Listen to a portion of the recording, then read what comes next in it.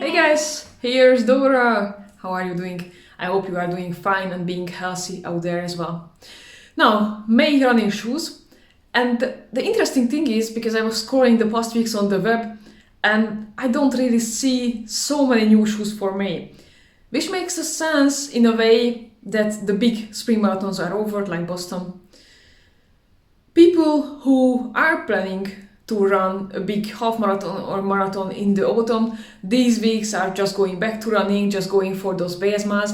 So if they are purchasing any shoes, that's not necessarily a race day shoe, but that's more for those daily training shoes. And the market is really going for that, because I see these weeks the market is really providing those daily trainers. Actually, as of April, so April, May, I really felt that those training shoes are there, and the racing shoes will be coming in June and July. There are really some hype shoes on the market, will be coming in June and July. For example, the Asics Metaspeed series, the Saucony Endorphin lineup. These shoes are coming, and now really the market is focusing on those launch, in my view. That's what I see. I also saw an update from Asics today that Lucy Charles-Barkley will be sponsored by them this year once she's back from that unfortunate injury as well. So yeah, we are going really for those autumn half marathons and marathons.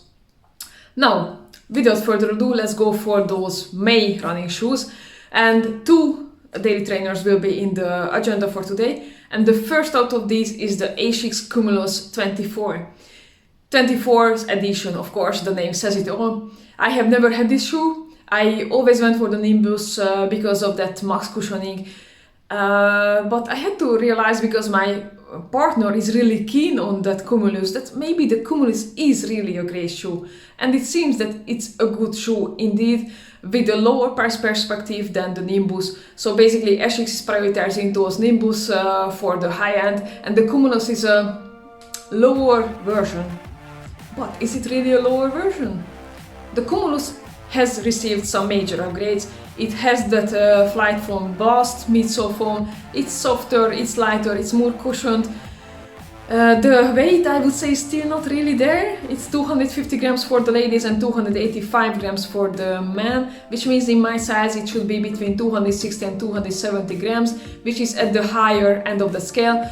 Just mentioned the New Balance 1080, what I have as a new daily trainer shoe, is also 270 grams. This is a bit too much for me on the weight perspective, but of course this is nuances what we are talking about. The upper is also upgraded for the Cumulus versus last year's version, so really Cumulus is going in the direction on the Nimbus. The price perspective is 139 euros, which is, I believe, is a 40 euro difference versus the Nimbus.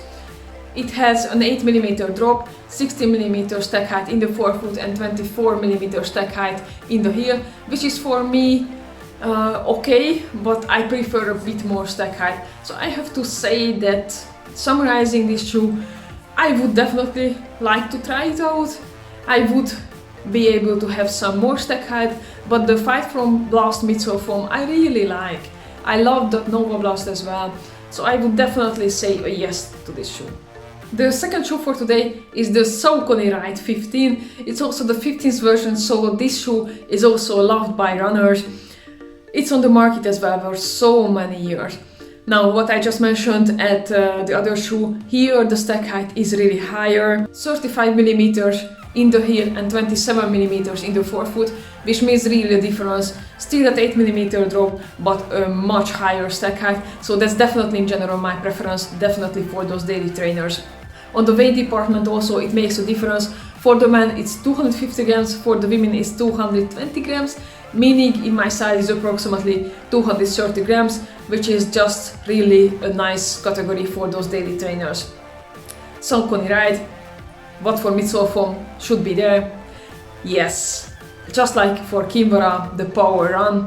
You know that from last year I really like the Kimbara.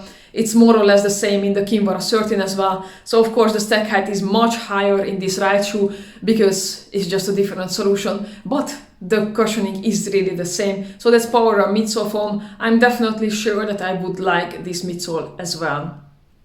The upper is also a bit updated, and it has some additional straps for the stability as well. It seems to be a really nice solution, really breathable upper as well. absolutely perfect for those daily trainings. You can even say that though it's a neutral trainer, it has some stability.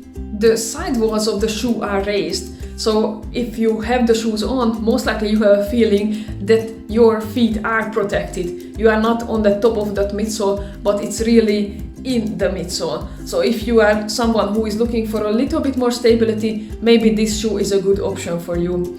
I used to have, for example, Asics GT1000, really the first versions 10 years ago or so, and I was using that for several years and I really liked the shoe until they changed something. So even if you feel that you need a little bit of stability, this shoe can be an option for you. This shoe has also lots of colorways, so you can just choose if you like some black colorways or some other colors, go for it. And this shoe retails for 149 euros in Europe, so that means it's 10 euros more than the Asics. It's not such a big difference, so I would say it really depends on your steg height, on your midsole fall preference, which shoe would you choose from these two. I would be definitely interested also to purchase this shoe, as I mentioned that I have the New Balance 1080 as a new daily trainer, so this month I'm not really searching for a new daily trainer, but these two options are on the market. I am quite sure that both are really durable. Also, the outsoles are really massive, stable, with rubbers. They will go for hundreds of kilometers. I expect both shoes will definitely reach that 700-800 kilometers. Let me know if you have purchased one of these shoes, if you like this shoe. Thank you very much for watching until the end. Please give this a thumb up and don't forget to subscribe to the channel. See you in the next video. Bye.